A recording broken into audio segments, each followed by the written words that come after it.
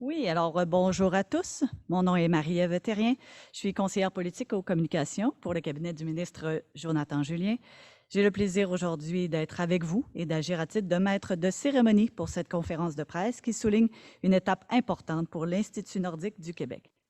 Permettez-moi de vous présenter les personnes qui prendront la parole cet avant-midi. Tout d'abord, le ministre de l'Énergie et des Ressources naturelles, ministre responsable des régions de la Côte-Nord et de la Gaspésie-Île-de-la-Madeleine, M. Jonathan Julien, ainsi que la rectrice de l'Université Laval, Mme Sophie Damour. Après les allocutions, s'ensuivra une période de questions pour les journalistes. Vous n'aurez qu'à cliquer sur l'icône de la main et je vous céderai la parole. J'invite d'abord le ministre Julien à prendre la parole. Merci beaucoup, Marie-Ève. Un énorme plaisir d'être ici aujourd'hui sur le campus de l'Université Laval avec Madame la rectrice Sophie Damour. Toujours un plaisir de pouvoir venir ici, mon université, pour faire des annonces. Je tiens à saluer d'ailleurs toutes les personnes qui travaillent de près ou de loin avec l'Institut nordique du Québec, la Société du Plan Nord qui sont également parmi nous. Mesdames et messieurs, un plaisir d'être ici avec vous. Je suis heureux de cette belle annonce qu'on fait aujourd'hui. C'est un soutien financier de 3 millions de dollars du gouvernement auprès de l'Institut nordique du Québec. C'est une aide qui va être versée en raison d'1 million de dollars par année jusqu'à l'exercice budgétaire 2023-2024. C'est un soutien financier qui est essentiel et qui est inscrit à l'intérieur du plan budgétaire 2021-2022. Et je vous dirais que je n'ai pas eu à défendre très longtemps ce soutien-là auprès de mon collègue ministre des Finances, Éric Girard, parce qu'on convient tous que c'est un soutien financier de grande importance pour le développement du nord du Québec. Alors, c'est une somme de 3 millions qui va permettre justement à l'Institut de consolider son expertise et d'assurer la pérennité des activités. Les travaux de recherche et les activités menées par l'Institut nordique contribuent au développement durable des communautés nordiques. Ce sont des travaux d'une grande importance pour la concrétisation, entre autres, du plan d'action nordique qu'on a déposé l'automne dernier, 2020-2023. Depuis la création de l'Institut en 2014, on a développé au Québec une expertise reconnue et qui nous permet, en fin de compte, de bien préciser les enjeux des territoires nordiques. Ça comprend 16 institutions universitaires, 250 chercheurs qui travaillent ensemble de manière concomitante, de manière agrégée. Et il y a de nombreux partenaires publics, des partenaires privés, le secteur des forêts, le secteur minier, naturellement les communautés nordiques. Donc, on voit que tout le monde travaille ensemble dans le développement durable du nord du Québec. Alors, l'ensemble des partenaires sont impliqués dans les projets nordiques, comme la Société du Plan Nord, bénéficient de près ou de loin des recherches de l'INQ. La construction également du complexe scientifique de l'Institut nordique du Québec est toujours prévue sur le campus ici, sur le campus de l'Université Laval. Comme vous le savez, il s'agit d'un investissement total de près de 84 millions de dollars. Le gouvernement du Québec a déjà annoncé un montant de 30 millions de dollars pour l'Institut nordique du Québec. 27,5 millions sont consacrés justement spécifiquement à la construction du complexe de l'Université Laval. 2,5 millions permettront de doter l'INQ de composantes essentielles, de composantes de recherche sur le territoire nordique du Québec. Le gouvernement du Canada a injecté également, pour sa part, 25,6 millions à ce projet d'infrastructure. C'est un projet qui me tient excessivement à cœur. Les nouvelles sommes injectées aujourd'hui vont permettre à l'Institut de poursuivre ses objectifs essentiels au développement du Nord québécois. Je me suis assuré personnellement que l'Institut se sente appuyé et puisse continuer d'avancer. Déjà, il y a beaucoup de travail qui a été effectué depuis 2014, mais on est juste je dirais pas au premier balbutiement, mais on peut aller beaucoup plus loin dans le développement économique, social, environnemental du Nord du Québec. Et l'Institut nordique du Québec est certainement un joueur pivot dans ce développement-là. Il a d'ailleurs été annoncé là, en décembre 2016 que l'Institut se doterait d'installations sur le territoire nordique afin justement de répondre aux besoins des communautés locales autochtones en matière de recherche. On le réitère, le développement du Nord, qu'est-ce qu'on veut? C'est habiter notre Nord et l'Institut nordique est parfaitement en ligne avec cet objectif-là qu'on a au Québec. Alors, l'Institut a contribué à la mise en place, entre autres, de la station Wapishka, au cœur de la réserve mondiale de biosphère, justement, Manicouagan-Wapishka, sur la côte nord. La construction d'une seconde composante est d'ailleurs prévue au Nunavik, qui est en cours d'élaboration, donc on y arrive, là. Il y a plus de 100 projets de recherche qui sont en cours actuellement par l'INQ. Par exemple, il y a des recherches menées en partenariat entre l'INQ et le regroupement des femmes de la Côte-Nord qui a permis la production d'un guide visant à cerner les meilleures pratiques de navettage aéroporté dédié aux communautés et aux entreprises du Nord. Donc, c'est des gestes concrets qu'on pose pour améliorer la qualité de vie au nord du Québec. Par ailleurs, la chaire de recherche sur le potentiel géothermique du nord de l'INQ a évalué, pour sa part, le potentiel de production de la chaleur de différentes technologies géothermiques au Nunavik. Et les résultats de ces recherches vont permettre de choisir des options plus rentables pour le chauffage des bâtiments dans les communautés et pour les entreprises minières au nord du 49e parallèle. Donc, c'est un défi, on en est conscient, et on voit que la recherche permet d'arriver à des applications concrètes à cet égard-là. Voilà des exemples, et on en a plein d'autres, mais des exemples concrets de connaissances qui sont développées par l'INQ afin justement que les interventions utiles aux communautés du Nord voient le jour. Alors, on en est bien fiers. L'Institut a plusieurs grands objectifs qui rejoignent ceux du plan d'action nordique 2020-2023.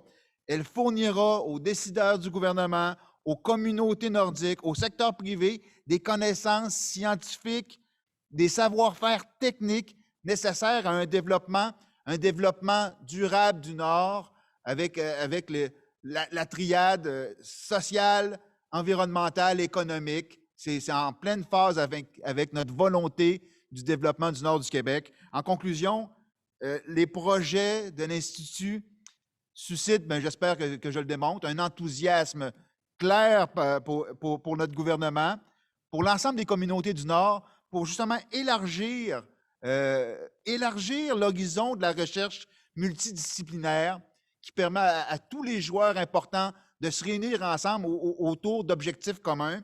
Et je suis certain que l'INQ va nous permettre de regarder positivement vers l'avenir pour le développement du Nord québécois. Et je ne souhaite jamais bonne chance, je souhaite bon succès parce que pour moi, ça n'arrive pas de la forme du hasard. On voit bien que les contributeurs travaillent bien ensemble et aujourd'hui, on vient confirmer un soutien qu'on compte bien poursuivre dans les prochaines années pour le succès de l'Institut nordique du Québec. Merci. Merci beaucoup, M. Madame Sophie D'Amour à prendre la parole, s'il vous plaît. Oui, alors, écoutez, c'est les plaisirs ou les non-plaisirs de ces conférences de presse avec la distance. Je suis désolée.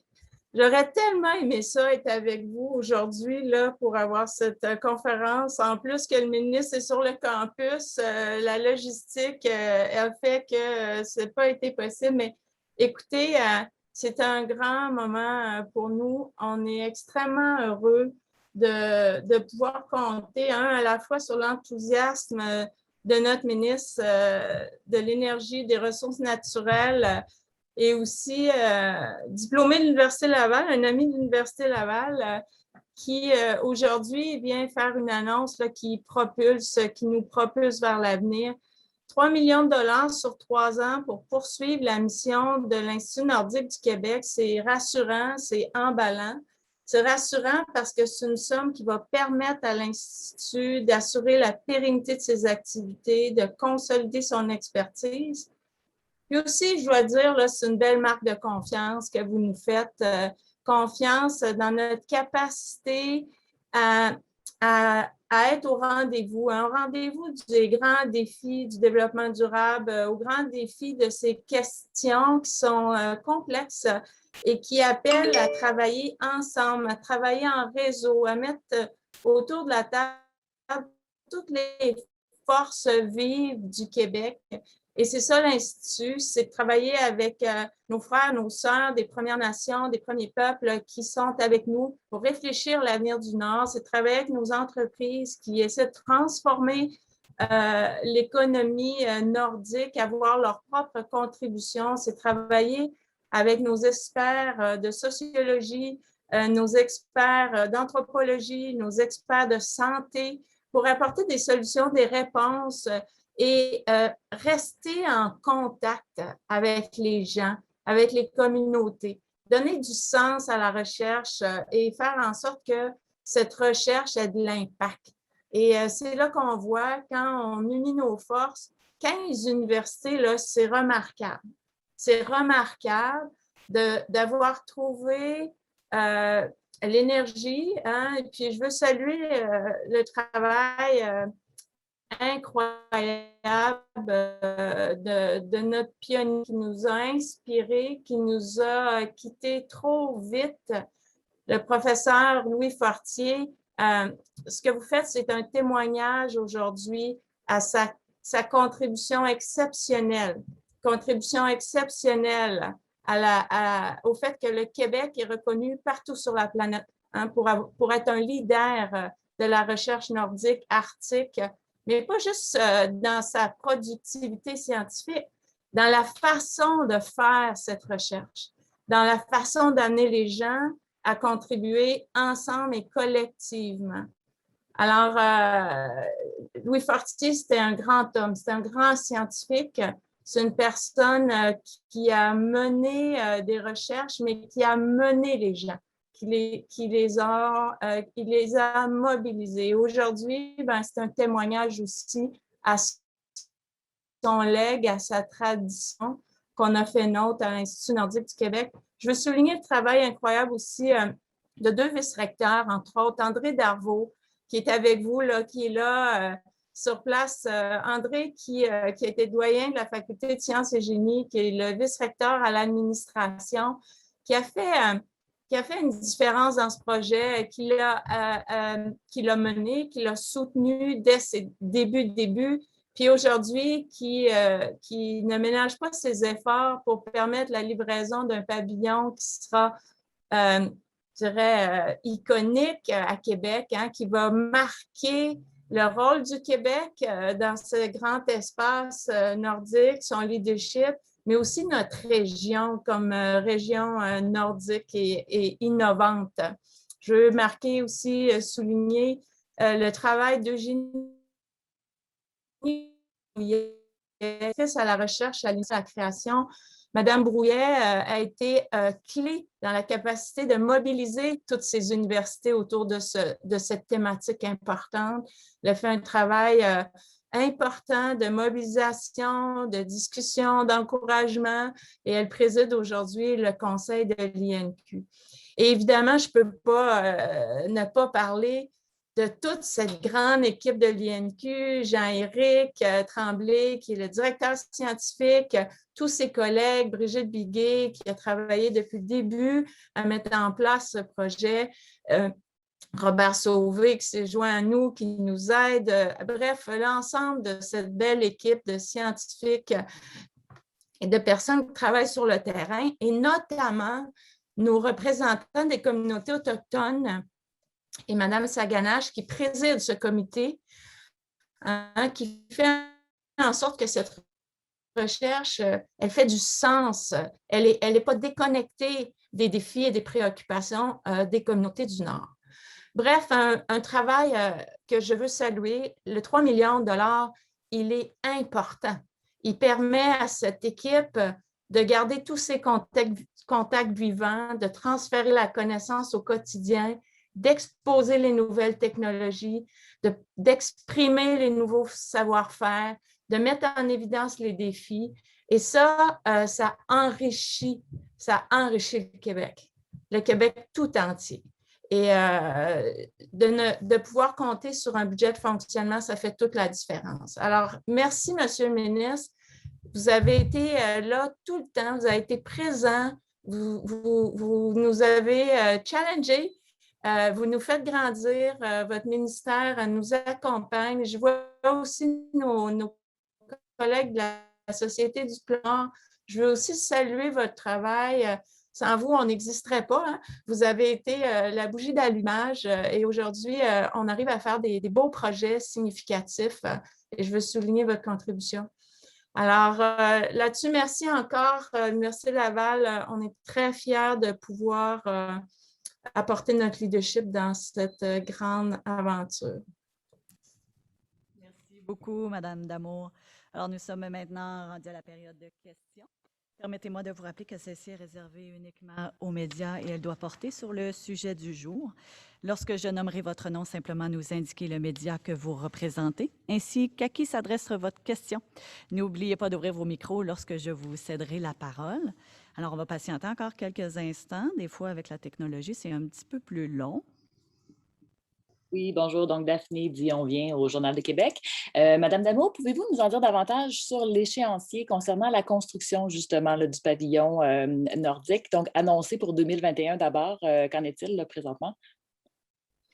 Bien, on a pris un petit peu de retard. Vous comprendrez qu'avec la COVID, la dernière année, ce n'était pas si évident de focaliser tous les efforts et puis aussi toutes les interactions que ça prend avec les sociétés d'État.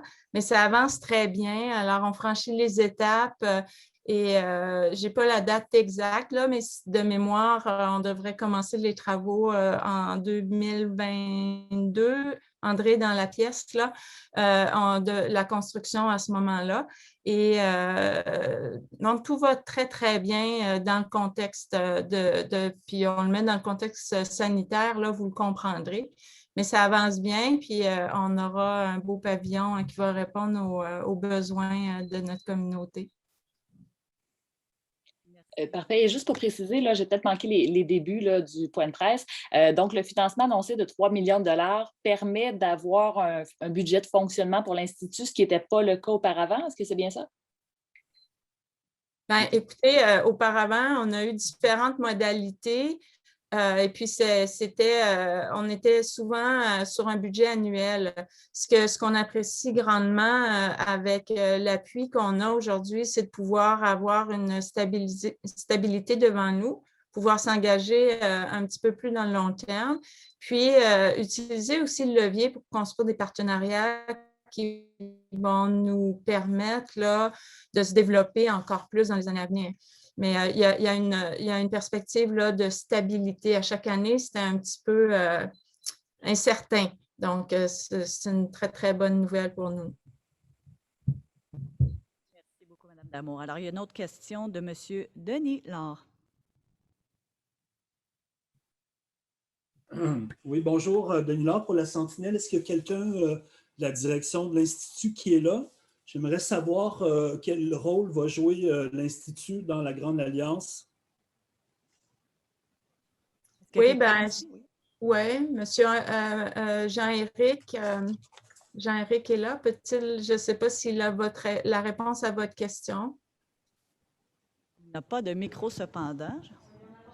On lui en apporte un. Encore bravo à la technique. Oui, est-ce que vous pourriez préciser de encore quoi... une fois, je suis désolée, le temps que ça s'accélère. Oui, vas-y. Oui, est-ce que vous pourriez préciser de quoi vous parlez par la Grande Alliance? Je dois vous avouer là, que je ne suis pas familier. Bon, la Grande Alliance est un projet de développement d'infrastructures économiques et de transport qui a entre autres un projet de port à Wapmagoustouis et Coudjoie-Rapic. Un projet de développement basé sur les minéraux critiques. Donc, j'imagine que vous allez vous arrimer à ce projet-là, aux impacts sociaux, à la technologie, etc. Oui, effectivement, je peux répondre à la question. C'est certain qu'il y a des liens. Là, la Grande Alliance, qui est l'entente intergouvernementale là, avec le gouvernement de la Nation CRI, le gouvernement du Québec, vise effectivement un développement là, avec le grand chef Abel Bassam et le gouvernement du Québec et le gouvernement de la Nation CRI. Naturellement, vous l'avez mentionné, il y a un développement d'infrastructures, il y a aussi de la protection de territoire. Alors, quand on regarde un peu l'écosystème du nord du Québec, on a la Société du Plan Nord, on a l'Institut nordique, on a des projets comme la Grande Alliance. Donc oui, il y a un maillage qui va se faire naturellement puisque la nation CRI participe à l'intérieur de l'Institut nordique. L'Institut nordique qui a des éléments de recherche, comme on disait tantôt, là, selon la grande triade du développement durable, social, environnemental, économique. Donc oui, il y a des contributions, il y a un maillage, mais de manière distincte, c'est difficile de venir préciser qu'est-ce qui, dans la grande alliance, va être supporté par l'INQ et vice-versa. Mais c'est certain que cet écosystème-là vit ensemble dans une perspective de développement du Nord, un développement durable. Merci beaucoup, M. Julien. Merci, M. Laure, pour votre question. Est-ce qu'il y a d'autres questions?